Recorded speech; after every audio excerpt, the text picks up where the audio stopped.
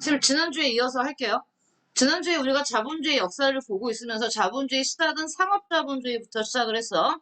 상업자본주의 시작해서 자유방임주의 갔었죠. 산업자본주의라고 표현했고.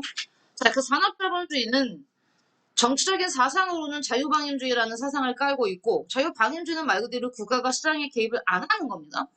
국가가 시장에 개입을 하지 못하게 한 게 애덤 스미스였고요. 이 사람은 국가가 시장에 개입하지 않아도 시장에서 모든 문제를 해결할 거라고 말했습니다. 굉장히 은유적인 표현으로 뭘 썼어요? 보이지 않는 손이라는 표현을 쓰면서 보이지 않는 손, 구체적으로는 시장 가격을 말하고 이 시장 가격이 결국 모든 경제적인 문제를 해결할 거라고 봤어. 하지만 어때? 현실은 그렇지 않았지. 스미스가 말했듯이 시장이 모든 문제를 해결하지 못했습니다. 그래서 우리는 그걸 시장 실패라고 부른다 그랬지? 시장 실패. 여러분은 나중에 시장 실패의 어떤 구체적인 예를 드시오라고 하면 가장 먼저 여러분이 쓸 수 있는 게 빈부격차예요. 그 외에도 기타 등등에 나오는데 자 한번 볼게요. 시장 실패의 구체적인 예들을 보면 이론적 의미의 시장 경제는 완전한 경쟁을 말하지만 자, 이 말이 뭐냐면 스미스가 시장의 모든 문제를 해결할 거라고 얘기했을 때는 그 가정이 있어요. 그 가정이 바로 뭐냐면 완전 경쟁 시장입니다. 완전 경쟁 시장이 뭐예요? 이 말은 물건을 파는 공급자가 한 명이 아니라 무수히 많다는 얘기예요. 무수히. 그게 완전 경쟁 시장의 뜻이에요. 선생님이 예를 들면서 여러분이 뭐 경제 개념을 중학교 3학년 때 했다 하더라도 다 까먹었을 것 같으니까 다시 설명을 한번 할게요. 보드를 켜고 완전 경쟁 시장부터 얘를 좀 줄일게요. 얘도 반으로 좀 줄여서 얘는 여기다 놓고 오케이? 보드 보세요. 자, 완전 경쟁 시장은 뭐냐면 자, 우리가 뭘 살까? 물통, 그러니까 만약에 물통을 파는 물통 시장이 있다고 합시다. 그러면 물통을 파는 사람들을 우리는 공급자라는 표현을 쓸게요. 혹은 뭐 판매자라고 써도 됩니다. 물통을 파는 사람들, 공급하는 사람들, 판매자들이 너무나 많은 거야. 셀 수 없이. 셀 수 없이 많아. 그러면 예를 들어서 이 정도 1번 생산자, 2번 생산자, 3번, 4번, 5번, 6번, 7번, 8번, 9번, 10번 있다고 칩시다.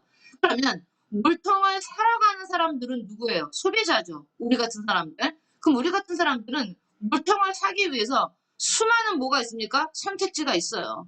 공급자가 너무 많으니까 우리가 가고 싶은 데 가면 돼. 어떤 데 갈까? 그럼 당연히 소비자들은요. 스미스에 의하면 소비자든 공급자든 인간은 굉장히 합리적으로 움직인다 그랬어. 합리적이라는 게 무슨 뜻이냐면 꼭 정리해야 돼. 내가 상식적으로 알고 있는 합리를 경제에 집어넣으면 안 돼. 경제학적 용어에서 합리적이라는 건 머릿속에 집어두세요. 뭐보다 뭐가 크게 내가 어떤 느끼는 만족감이 내가 쓰는 뭐보다 크게 비용보다 크게 선택하는 사람들을 우리는 합리적인 소비자, 합리적인 경제 주체 이렇게 표현합니다. 즉 합리적이라는 단어가 붙으면 빨리 머릿속에 이게 떠올라야 돼요. 뭐가 뭐보다 커야 된다?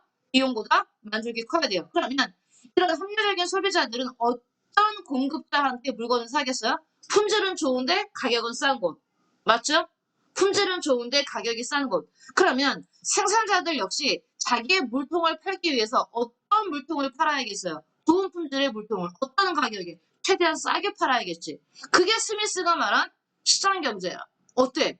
국가는 필요 없잖아요. 국가는 나서지 않아도 시장에서 이 공급자랑 소비자가 만나서 어떻게 굉장히 합리적인 개인들이고 합리적인 사람들이기 때문에 물건을 가장 합리적인 가격에 소비자들이 만족할 수 있는 가격에 물건을 판매한다는 뜻이에요. 근데 선생님 이거 말 들으니까 그런 것 같아요. 그치? 그런 것 같지. 단 전제 조건이 뭐라고? 경쟁, 완전 경쟁이 이루어져야 돼. 완전 경쟁. 즉 판매자가 무수히 많아야 돼. 하지만 현실로 왔더니 그렇지 않더란 얘기예요. 물건을 판매하는 판매자가 완전 경쟁이 이루어지지 않더란 얘기입니다. 즉 선생님 완전 경쟁이 이루어지지 않는다는 건 무슨 말이에요? 판매자가 무수히 많은 게 아니라 하나 오직 판매자가 한 개인 것도 있고요. 어떤 곳은 두 개에서 10개인 것밖에 없는 게 있어요. 자, 우리나라 가전제품 시장을 한번 예로 들어볼게요. 가전제품. 지금 여름철에 가장 인기 있는 가전제품은 역시 에어컨이겠죠. 우리나라에 에어컨을 만들어서 판매하는 판매자가 10개가 넘을 것 같습니까? 아니에요. 우리나라 대기업들만 에어컨을 만들어요. 물론 중소 쪽은 아니지만 우리나라 재벌까지는 아니고 위니아 같은 경우도 큰 기업입니다, 여러분. LG, 삼성, 위니아 더 대봐요. 별로 없어요. 즉 공급자가 완전 경쟁이 안 된다는 얘기예요. 우리나라 자동차요? 자동차 회사는 외국 브랜드까지 합쳐도 10개가 별로 안 넘어요. 우리나라 자동차 회사는 하나입니다. 기아, 현대. 현대기아가 하나의 회사이기 때문에. 이렇게 시장이 완전 경쟁이 이루어지지 않아. 판매자가 하나인 걸 우리는 무슨 시장이라고 불러? 독점 시장이라고 부르고요. 판매자가 10개 미만이면 우린 그거를 뭐라고 부르냐면 과점 시장이라고 부릅니다. 즉 합쳐가지고 뭐라 불러요? 독과점 시장이라고 불러요. 그러면 독과점 시장에서는 완전 경쟁이 아니기 때문에 자, 이 판매자들이 물건값을 가격을 올려도 소비자 측에서는요 살 수밖에 없어요. 근데 판매자가 하나인데 사고 싶으면 오직 그 제품을 사야 되는데 그렇기 때문에 어떻다는 얘기야? 효율적으로 혹은 합리적으로 시장의 문제를 다 해결하지 못하더라는 얘기입니다. 그게 바로 뭡니까? 가장 대표적인 시장 실패의 이해예요. 독과점 문제. 여기 나왔잖아. 시장 경쟁은 완전한 경쟁을 가정하지만 우리가 직면하는 시장, 이게 무슨 표현이야? 현실적으로 이런 뜻이야.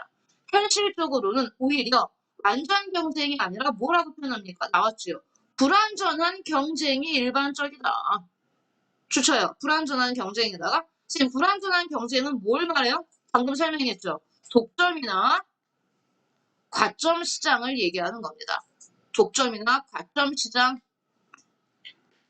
이게 더 현실적이라는 얘기예요. 이게 뭐가? 독점과 과점이. 불완전한 경쟁이 일반적이다. 그뿐만 아니라 자, 그거 말고 또 뭐가 있대요? 그뿐만 아니라 덧붙이면서 얘기하고 있어요. 가격 측정이 어려운 공공재? 아, 중요한 표현 나왔어요. 여러분, 뭐라고 표현했어요? 자, 여러분들 형광펜을 들고 여기 다른 색을 칠까요, 한번? 가격 측정이 어려운 공공재 좋죠. 공공재, 그 전에 불완전한 경쟁, 외부 효과 추친 다음에 불완전한 경쟁에다가 1번이라고 쓰시고요. 선생님이 공공재에다가 2번 쓰고요. 외부 효과 3번 쓰세요. 설명 다 할게요. 선생님이 지금 첫 번째 설명한 게 불안정한 경쟁 설명했습니다. 1번 시장 실패의 대표적인 예로 선생님이 든 게 먼저 불안전 경쟁. 여러분도 정리해두면 좋겠죠. 땡땡 다른 말로 뭐라고? 독과점 시장. 이거 하나 설명했고요. 두 번째로 선생님이 설명할 게 공공재입니다. 자, 공공재라는 건 뭐라고 표현했어? 가격 측정이 어려운 그랬어. 자, 공공재는 누구나 쓰는 거거든. 공기 같은 경우 있어. 공기. 공기 없으면 죽어요, 우리. 그죠? 이거 어떻게 하지? 그 다음에 물? 수돗물 말고 우리 하천이나 이런 여러 가지 물. 또 뭐가 있을까? 여기서 말하는 공공재는 이런 거는 어떻게 가격을 만약에 근데 공기가 오염되면 어떤 공장에서 계속 이산화탄소를 매연을 배출시켜서 주변의 공기를 오염시켜. 그렇다고 해서 주변에 사는 사람들이 이 공장을 상대로 해서 손해배상 송수하는 거 없잖아요. 어느 시대, 자유방임주의 시대 때는. 지금 우리 현대 시대 얘기하는 거 아니에요. 근대 얘기하는 거야. 자유방임주의 시대 현대 초를 얘기하는 거야. 이때는요. 국가가 아무것도 간섭하지 않았기 때문에 누군가 공기를 오염시키고 누군가 물을 오염시켜도 누구에 대해서 어디 가서 손해배상을 청구하거나 할 수가 없었어요. 공장들이 막 폐수를 아무데나 버려도 그래서 이 오염된 물을 주변에 살고 있는 주민들이 그 오염된 물을 먹고 병에 걸리고 심각한 경우에는 사망에 이르렀어도 손해배상을 청구할 수 없었어요. 어느 시대 때는 스미스가 말하는 이 자유방임주의 시대 때는 왜? 국가는 아무것도 안 했으니까 간섭하지 말라고 했으니까. 공공재의 문제. 그 다음 또 뭐가 나왔어요? 외부 효과가 나왔죠. 외부 효과가 방금 설명했던 것과 일맥상통합니다. 외부 효과는요. 긍정적인 외부 효과가 있고요. 부정적인 외부 효과가 있어요. 우린 긍정적인 외부 효과를 외부 경제라고 부르고요. 부정적인 외부 효과를 외부 불경제라고 부릅니다. 자, 이거는 긍정적인 거고 얘는 부정적인 겁니다. 설명해 줄게. 예를 한번 들어줄게요. 외부 경제의 예를 한번 들어봅시다. 외부 경제의 예. 자, 어떤 친구가 정원을 꾸미는 게 취미야. 그래서 A라는 사람이 정원을 정말 예쁘게 꾸몄어요. 근데 이 사람은 이 정원을 자기 혼자 즐기지 않고 담장을 놔둬서 지나가는 모든 사람들이 함께 보고 기분이 좋아지죠. 예쁘게 꾸며진 이 꽃밭에 막 꽃 피고 이러면 정말 그냥 보는 것만으로도 기분이 힐링이 되잖아요. 그럼 이 사람은 주변에 지나가는 모든 행인들에게 어때요? 굉장히 좋은 힐링 효과, 좋은 그러한 영향을 미쳤지만 그렇다고 해서 이 사람이 대가를 받습니까? 대가를 받진 않잖아요. 아무런 대가 없이. 지나가는 사람한테 돈 받을 거야? 너 내 꽃 보고 좋아졌니 기분이? 그럼 돈 내놔. 이러지 않잖아요. 그럼에도 불구하고 어때? 굉장히 좋은 효과를 주변 사람들한테 미쳤던 거지? 외부 경제입니다. 반면에 외부 부경제는 반대예요. 어떤 사람이 많은 사람들이 있는 공공장소에서 담배를 마구마구 피워대고 있어. 마구마구. 그럼 주변에 있는 사람들은 간접 흡연 때문에 오히려 내 폐가 이 사람 때문에 막 상하고 있죠. 하지만 그 사람한테 야 네가 담배 피운 것 때문에 내 폐가 상하고 있으니까 돈 내놔. 못했다는 얘기예요. 이 사람 이런 것은 주변인들에게 피해를 끼치고 손해를 끼치지만 어떻습니까? 아무런 대가를 지불하지 않는 거잖아요. 이런 외부 효과는 자 지금 잘 들어. 왜 시장 실패라고 부르냐면 이런 것들은 시장에 맡겨놨더니 시장이 해결하지 못하더라는 얘기입니다.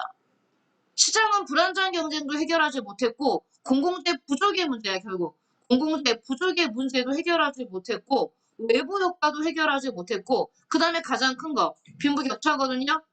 극심한 빈부격차, 이 빈부격차 문제도 해결하지 못했어요. 시장 실패는. 그게 시장 실패를 말하는 겁니다.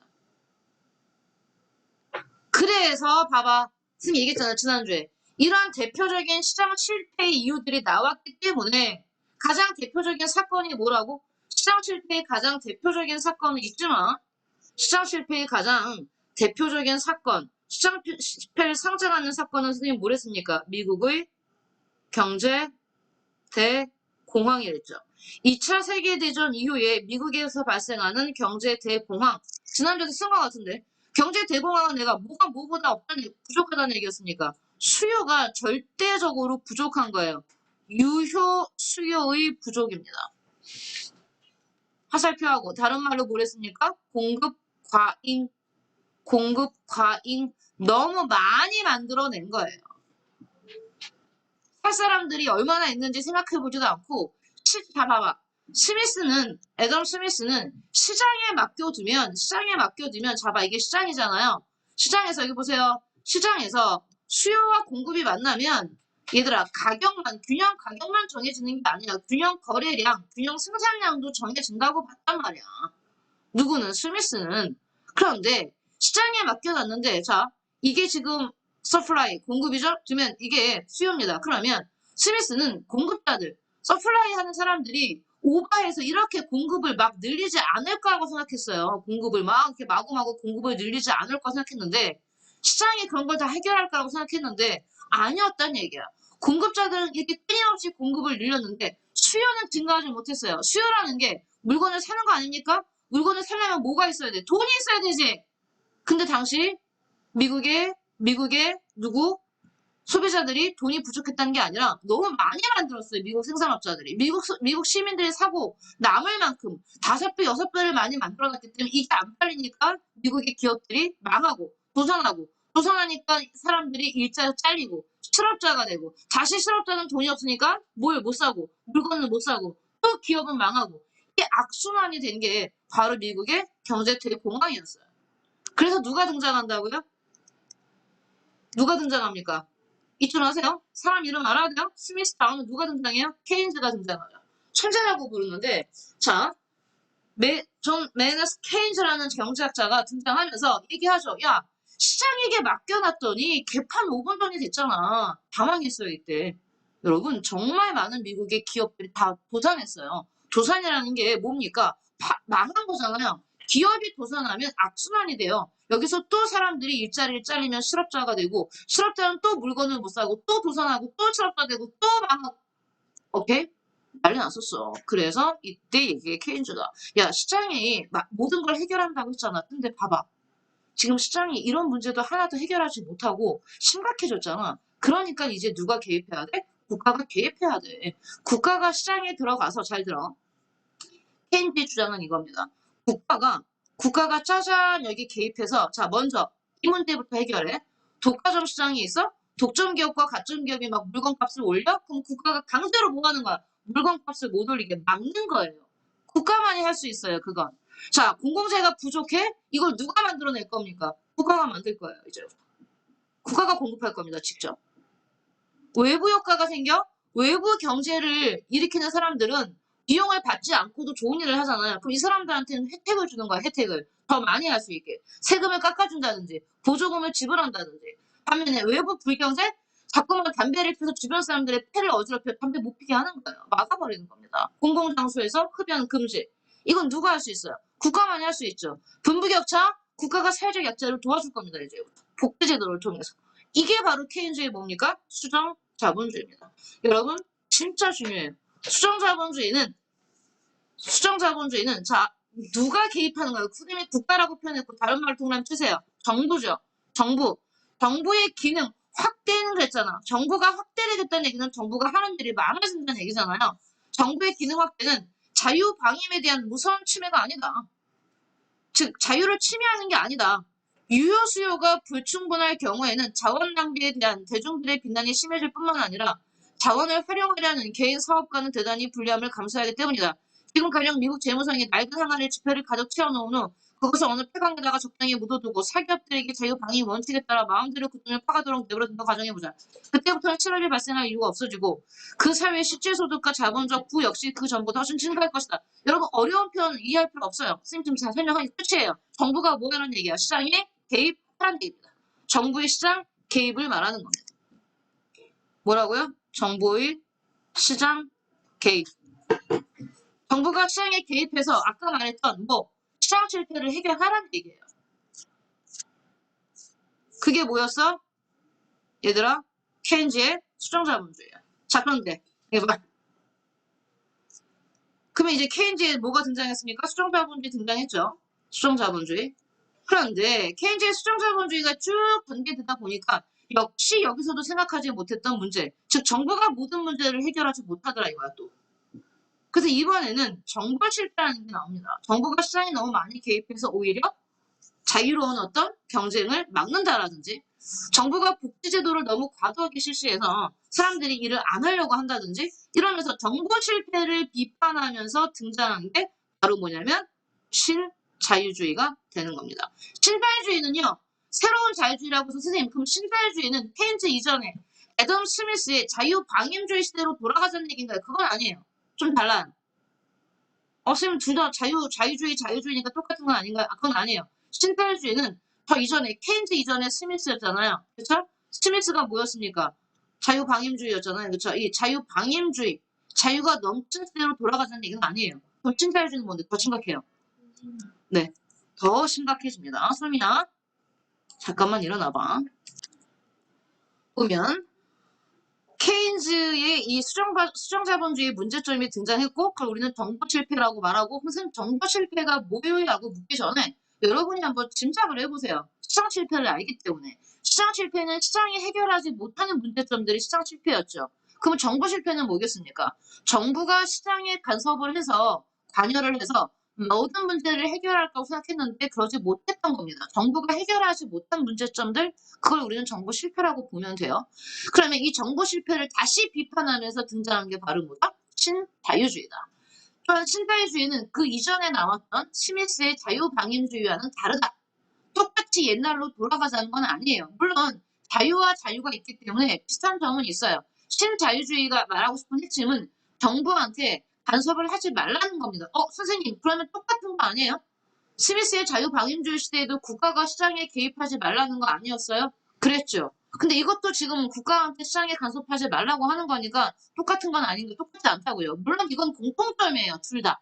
둘의 공통점. 자유방임주의와 신자유주의의 공통점은 둘 다 정부가 시장에 과도하게 간섭하지 말라는 거. 그거는 공통점인데 차이점은 뭐냐면 신자유주의는 사실 자유방임주의보다 더 확대된 개념이에요. 자유방임주의가 경제체제에서만 정부의 간섭을 배제했다면 신자유주의는 거의 모든 분야에서 정부의 간섭을 배제합니다. 좀 더 심각해요, 사실.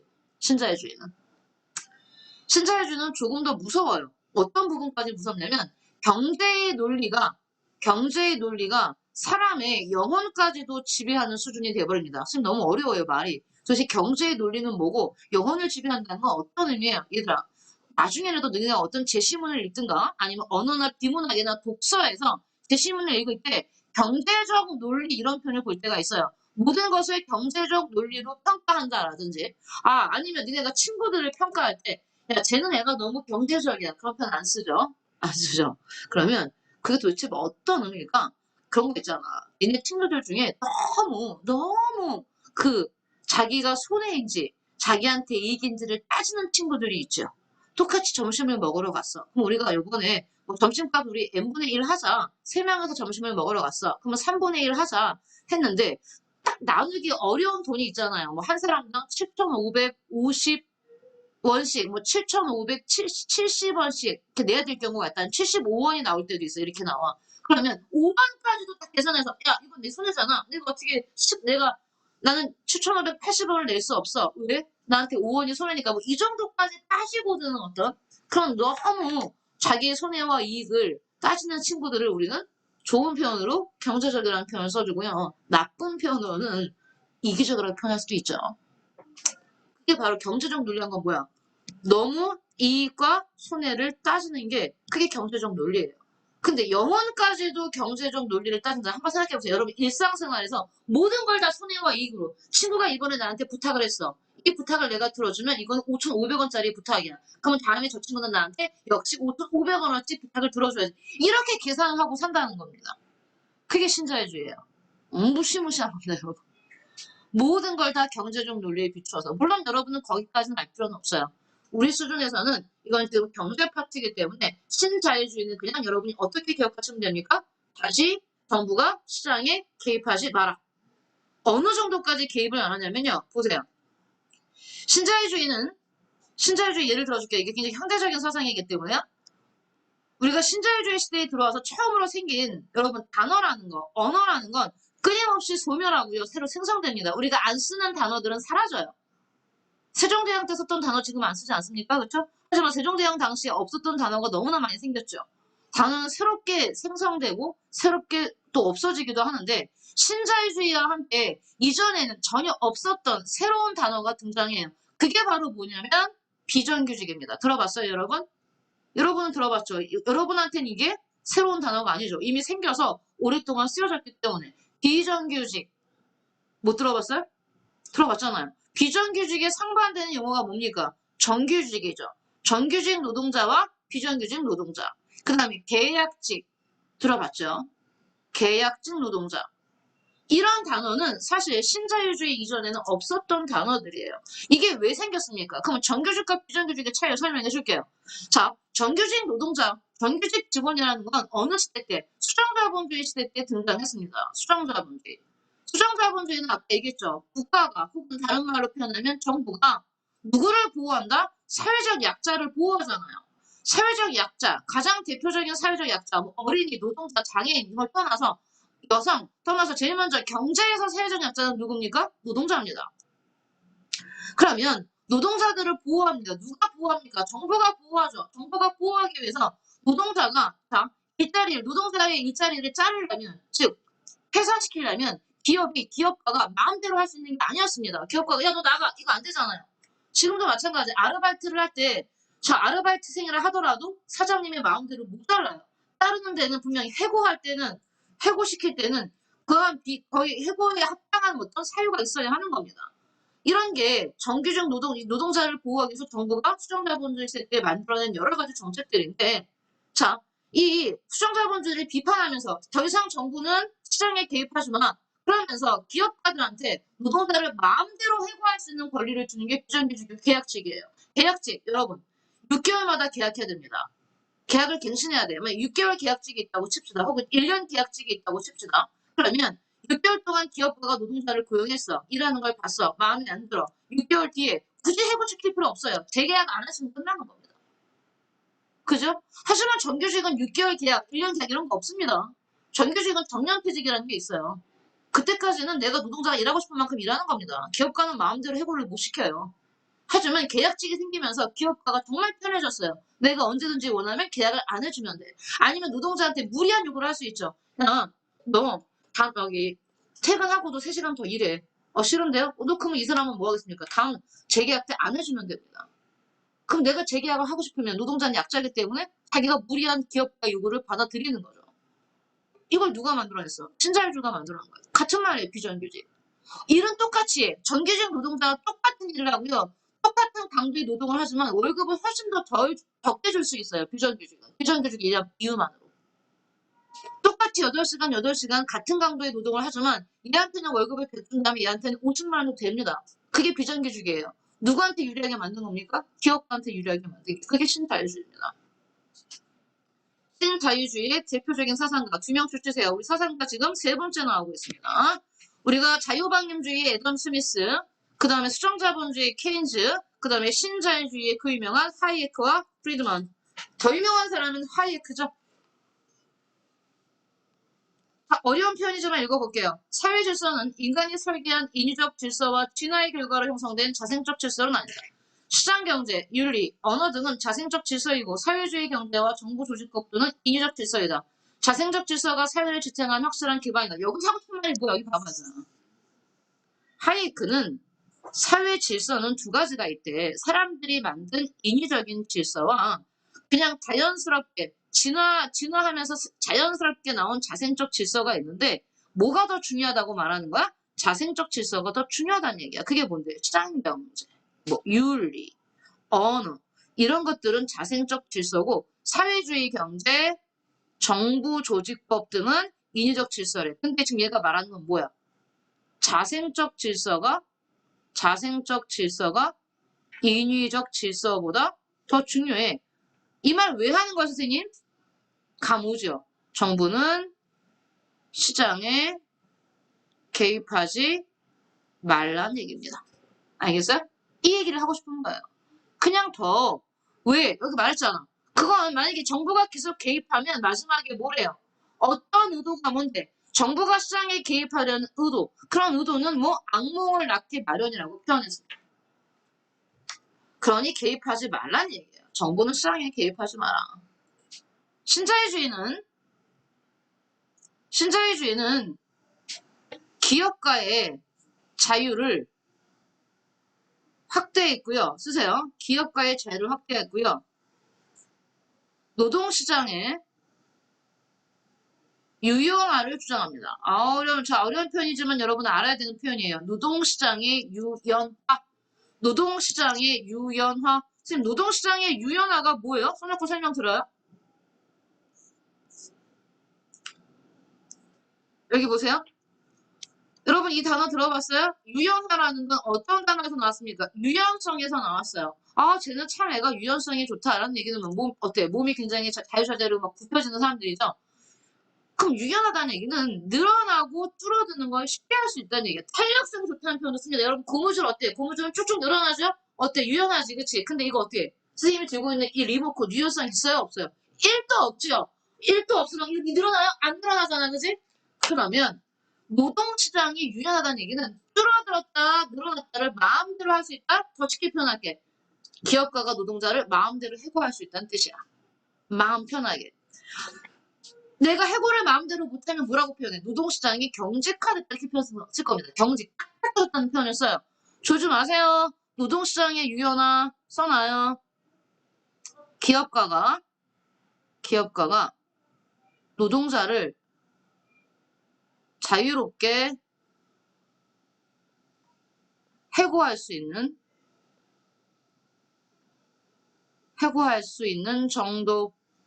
그게 노동시장의 유연화를 높아졌다는 얘기입니다. 마음대로 해고할 수 있게 됐다. 그래서 새롭게 생긴 용어들, 계약직 노동자라든지 비정규직, 비정규직 이런 단어들이 신자유주의 시대 때 마구마구 쏟아집니다. 계약직이야? 진 아니야. 계약직.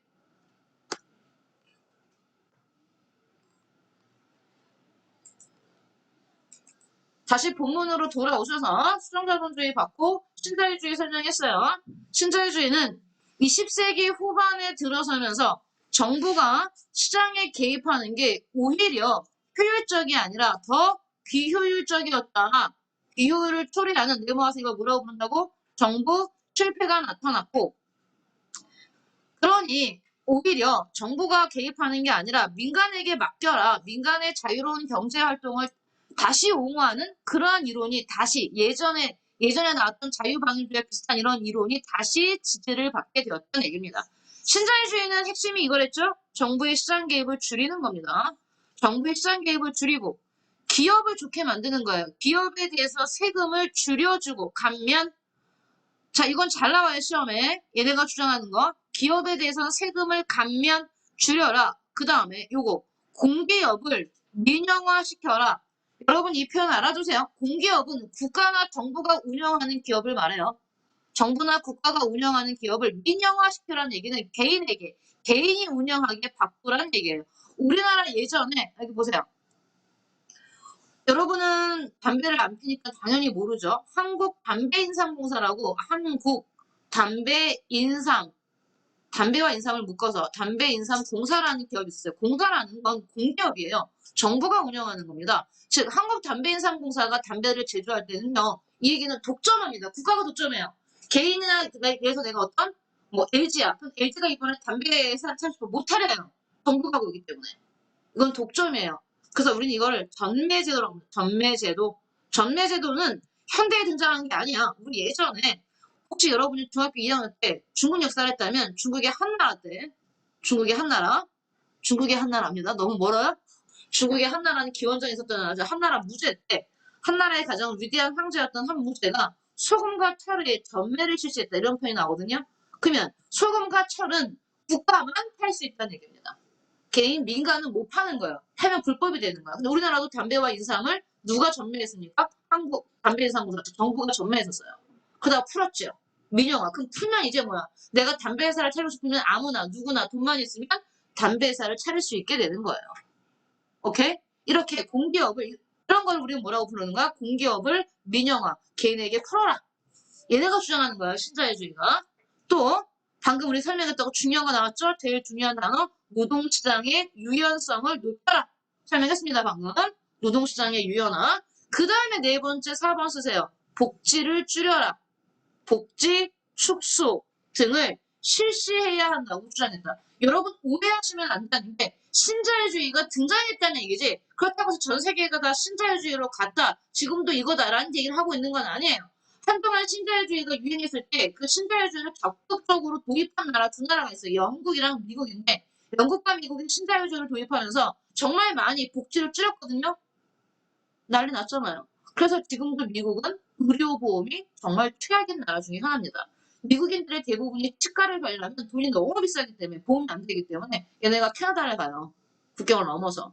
비행기 타고 왔다 갔다 하고 치료비 다 내도 미국에서 치과 가는 것보다 훨씬 싸요. 어떤 사람은 지금 코로나 때문에 못 오지만 우리나라에 와요. 많은 사람들이. 왜? 치과 치료가 너무 비싸서. 미국은요. 의료보험이 없어요. 국가 의료보험이 있더라도 굉장히 제한적이에요. 그 내가 교통사고를 내가 도로에서 엘리바마를 달리고 있다가 선생님이 도로에서 교통사고가 났어? 그럼 응급차가 오겠지? 그럼 이 사람을 병원에 갈 때 우리나라는 어떻습니까? 교통사고가 나면 가장 가까운 병원을 가잖아요. 그렇죠? 하지만 얘네들은 너를 조회해봐서 네가 보험, 개인 보험이야? 개인 보험에 가입돼 있다. 그럼 그 개인 보험이 가입된 병원으로 가요. 근데 그 병원이 주변에 없어. 5시간이 걸려. 5시간 걸려도 거기 가야 됩니다. 다른 병원은 안 받아줘요. 미국이 의료보험이 개판난 게 바로 이 신자유주의를 그때 한참 도입하면서 그래서 그 전에 오바마라는 흑인 대통령 기억하십니까 여러분? 트럼프 이전에 오바마가 국민의료보험을 도입하려고 쳤어요. 난리 났잖아요. 미국에서 하면 안 된다고 못했어요. 우리나라는 전 국민 의료보험 굉장히 잘 돼 있는 나라입니다. 영국의 의료보험이요? 영국은 국민 의료보험이 되어 있어요. 그 나라는 전 국민. 하지만 그 나라의 의료보험은 우리나라랑 달라요. 우리는 병원 가는 게 여러분 병원 갈 때 큰맘 먹고 갑니까? 나 이번에 병원 가면 이러고 안 가잖아. 아프면 가잖아. 그럼 우리는 바로 의사를 만날 수 있죠. 아니에요. 영국은. 내가 의사를 만나는 건 하늘의 별 따기보다 어려워. 자, 일단 네가 아파. 아파? 병원에 가면 의사 못 만나. 앞에. 그럼 간호사도 못 만나. 그럼 병원에 가면 누가 있어요? 카운슬링이 있어요. 상담하는 사람이. 어떻게 오셨어요? 여기가 아파요. 아파요. 아파요. 아파요. 쭉 적어. 그런 다음에 얘기합니다. 거기에 대한 매뉴얼대로 거기 적힌 이러이러한 증세가 있을 때 이렇게 해서 집에 가서 일주일 있다가 계속 증세가 지속되면 오세요. 가. 집에 가. 일주일 동안 졸라 아팠겠지. 그런 다음에 얘가 다시 왔어. 그때도 안 나갔어. 또 왔어. 그러면 이번에는 다시 얘기해서 5일 뒤에 또 오세요. 한 2주, 3주가 지나도 계속 그 증세가 완화되지 않을 때 의사를 만날 수 있어요. 대부분의 사람들이 뭐라는 줄 아십니까? 의사를 만나는 걸 기다리다가 다 병에 낫는답니다. 병이 나아요. 아니면 내가 정말 굉장히 나쁜 병이면 의사를 만나는 걸 기다리다가 어떻게 돼? 병이 악화돼요. 의사 만나는 거 진짜 어려워요. 처음엔 카운슬링 만나, 두 번째 병원 가면 그제서야 간호사를 만날 수 있어. 간호사 그 다음 주, 그 다음 주에 또 의사가 스케줄이 많으면 못 만나.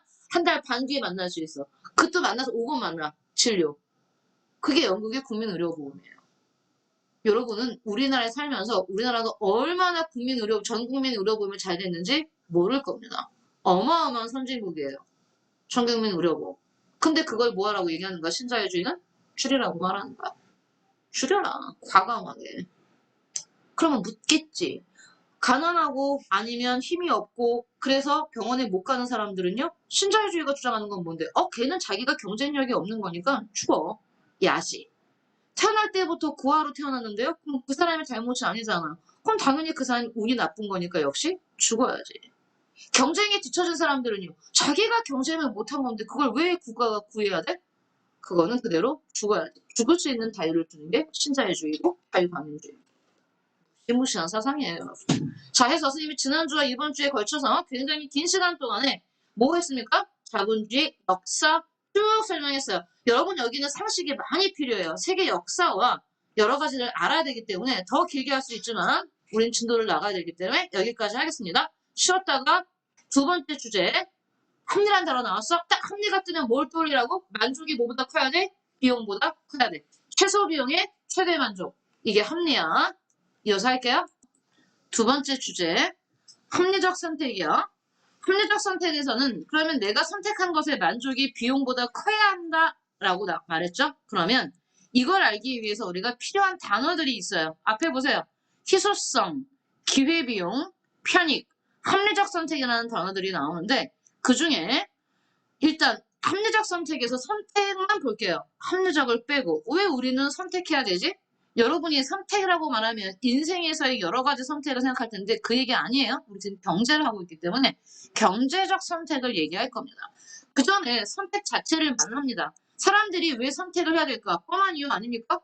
여러분이 가질 수 있는 게 무한히 많다면 선택할 필요 없어요. 다 가지면 됩니다. 그지? 나 돈이 너무 많아.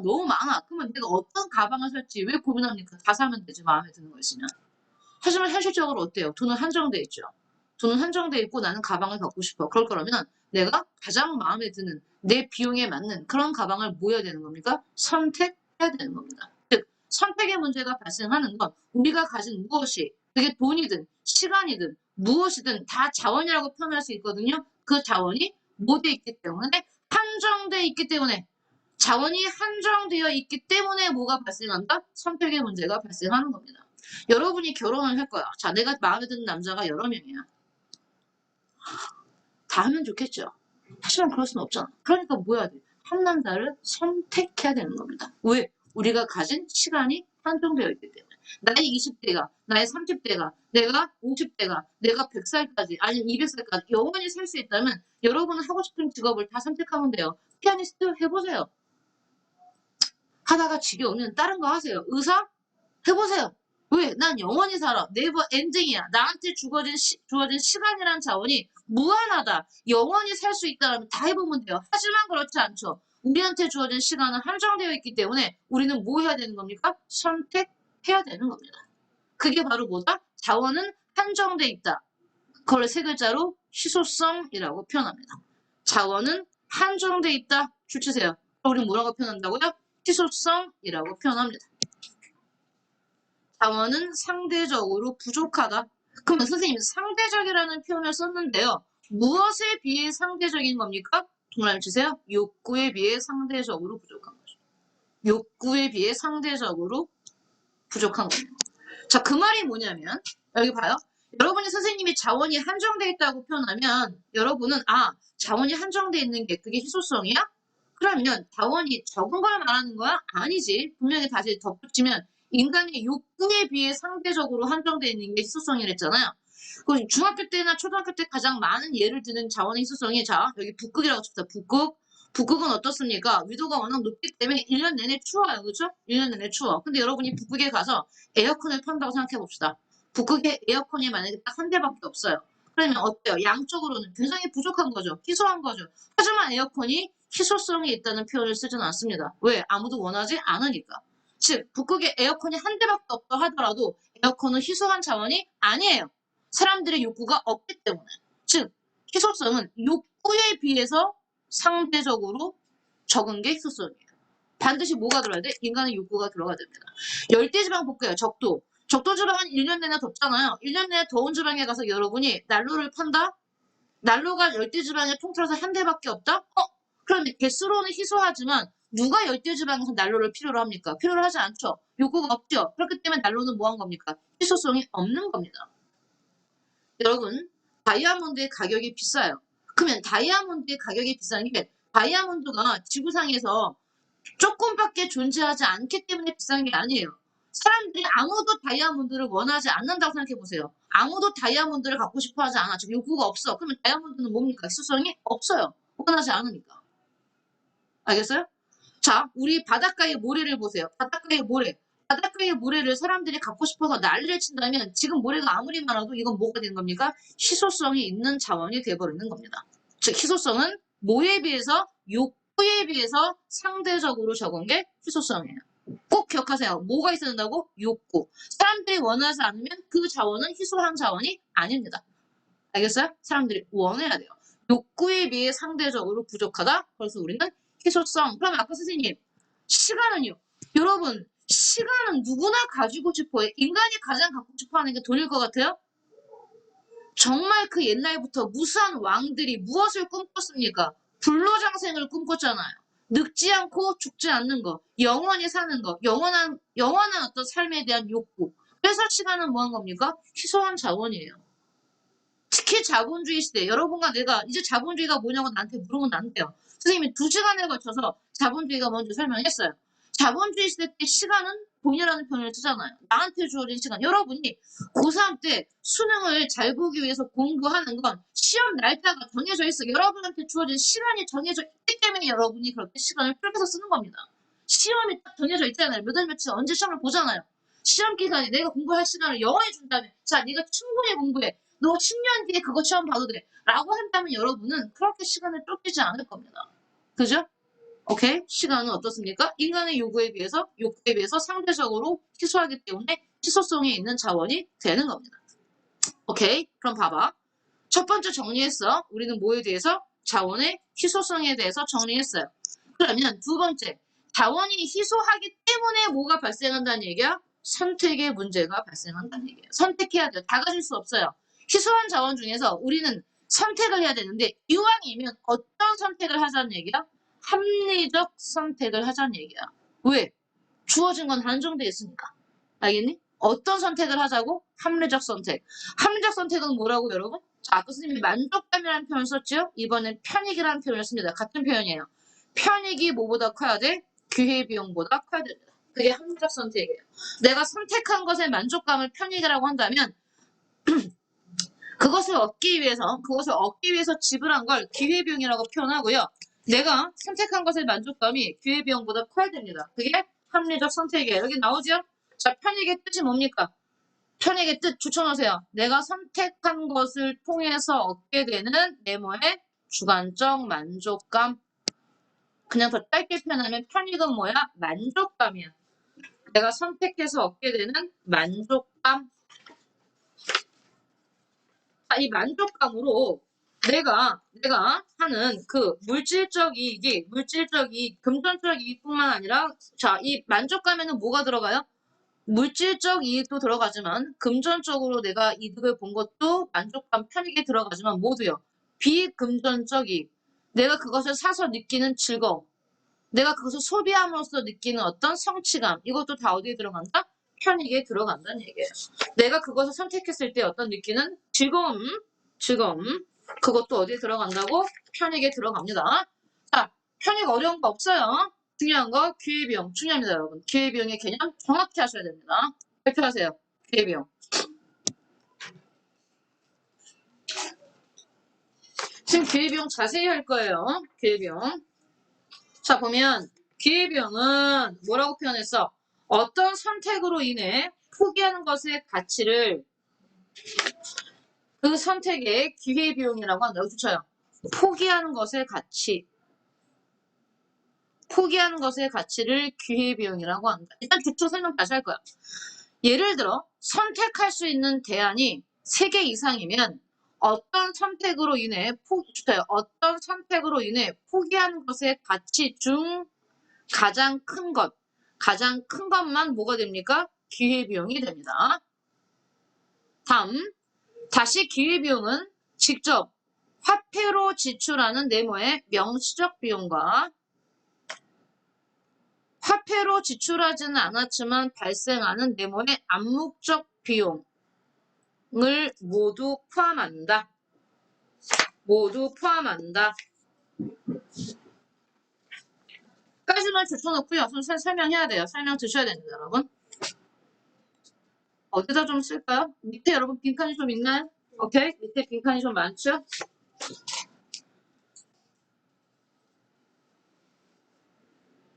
자, 설명 한 단에 필기해 줄게요. 일단 설명 들어보세요.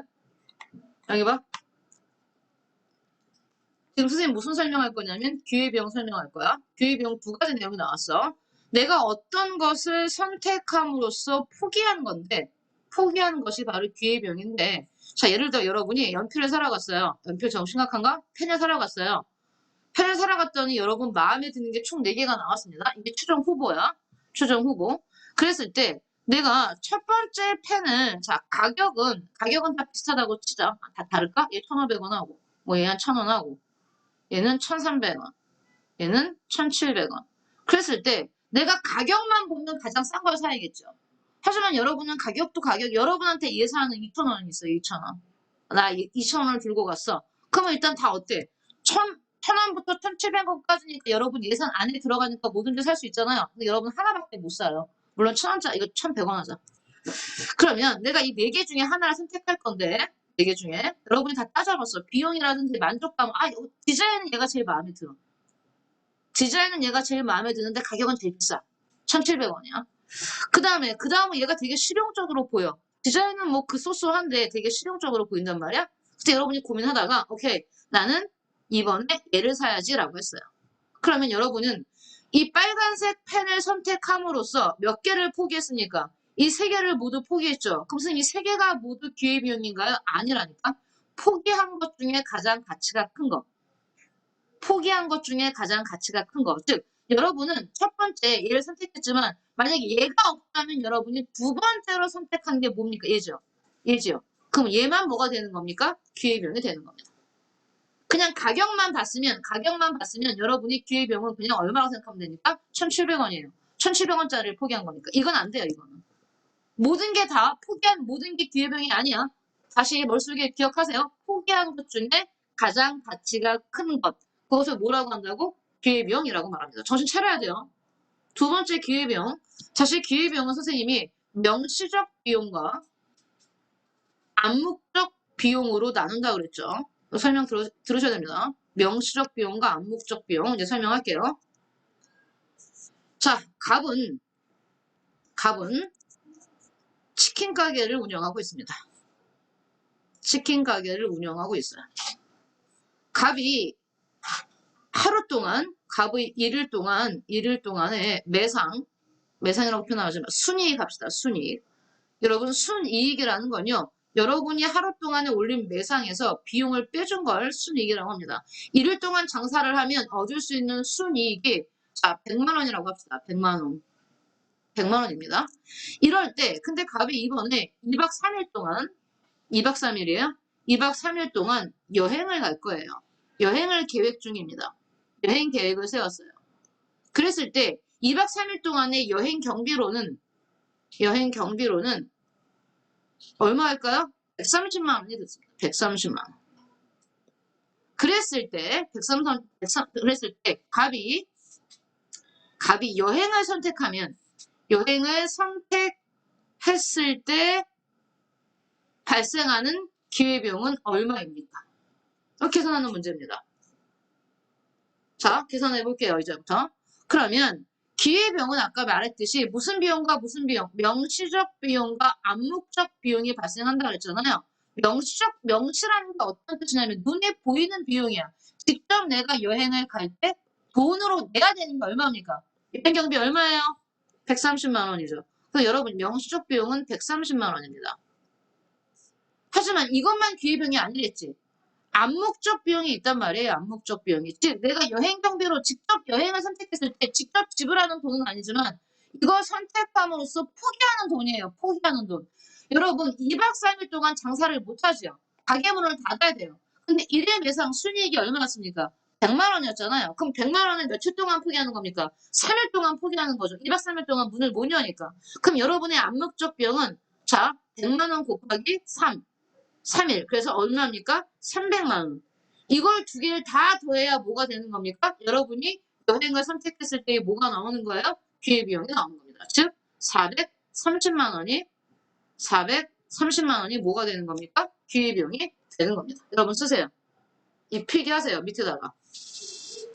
20까지. 답은 치킨 가게를 운영해 1일 동안의 순이익은 100만 원. 그런 갑이 2박 3일 동안 여행을 계약하는데 그때 들어가는 여행 경비는 130만 원.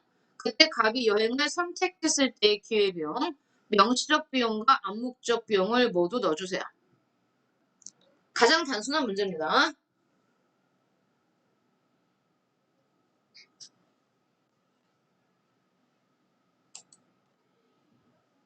자, 예시를 좀 더 볼게요. 기회비용. 똑같은 얘기가 나올 텐데 매월 600만 원의 월급을 받고 있는 철수는 회사를 그만두고 여행사를 차리는 계획을 검토 중 여행사를 창업했을 경우 예상 월 매출은 1000만 원 이상으로 기대된다. 월 비용은 매출에 관계없이 500만 원 이상 된다. 철수의 여행사가 개설과 관련된 다음 설명 중 옳은 것은 그랬어. 여러분 해보세요. 여러분 이 문제 풀어보세요. 가.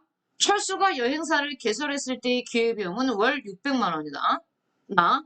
최소 월 500만 원의 이윤이 보장되므로 여행사를 차리는 게 현명하다. 다.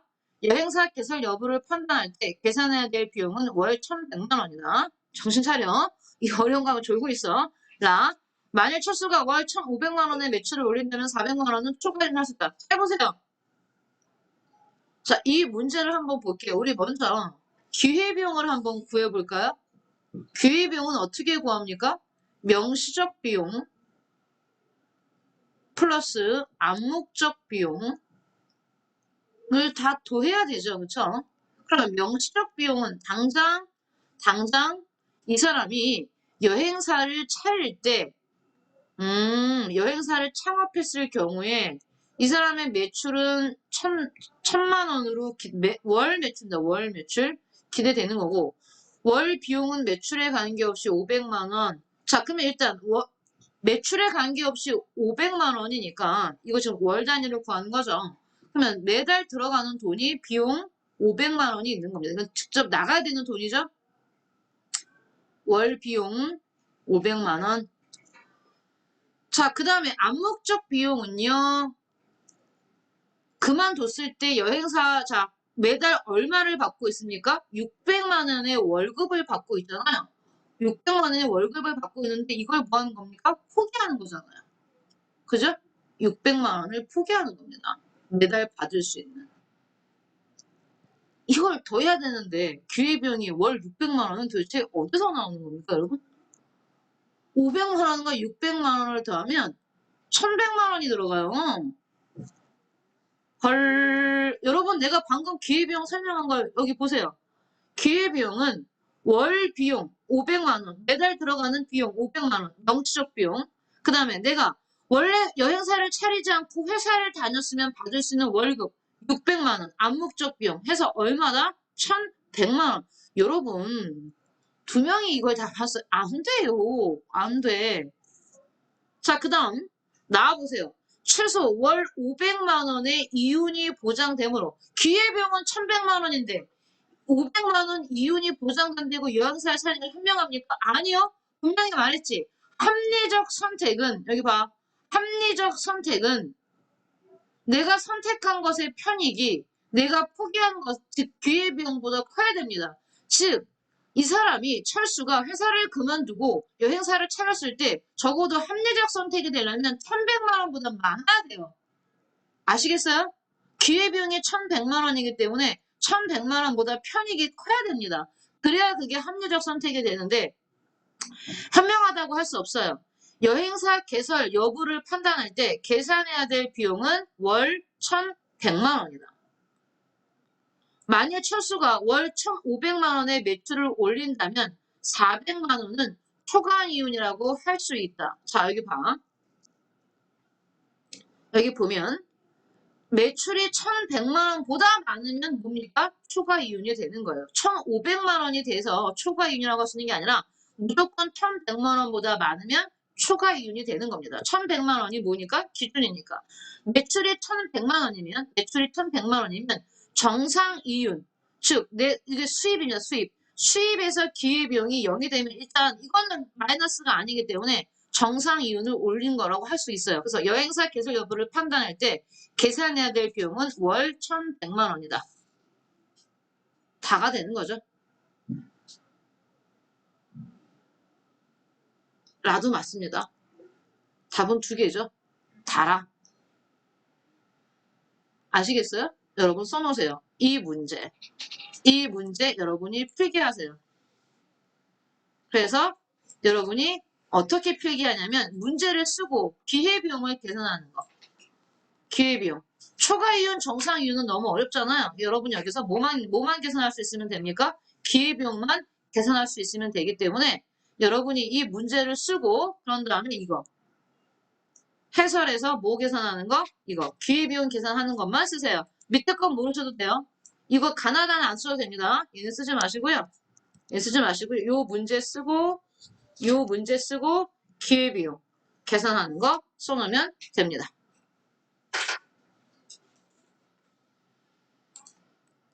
기회비용 계산하는 것만 쓰세요. 이 부분.